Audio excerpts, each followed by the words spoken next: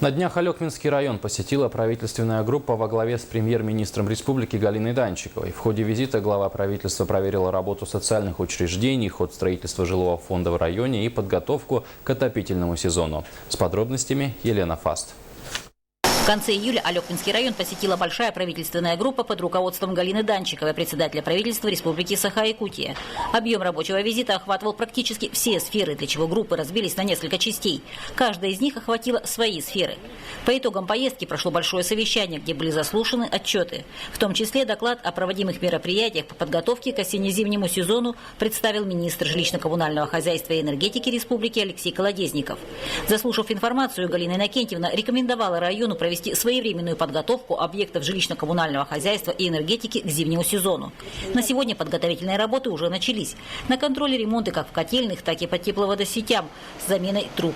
Все, что необходимо до начала отопительного сезона для запуска котельных 11 сентября, будет сделано. Идут работы и на улице Комсомольская. В этом году по линии тепловодосетей установлены новые рассечные задвижки, которые позволят в случае необходимости провести ремонтные работы без остановки котельной. Идут подготовительные работы и на котельной 32. Здесь планируется замена 2 котлов. На подходе боржа совсем необходим для проведения полного объема ремонта.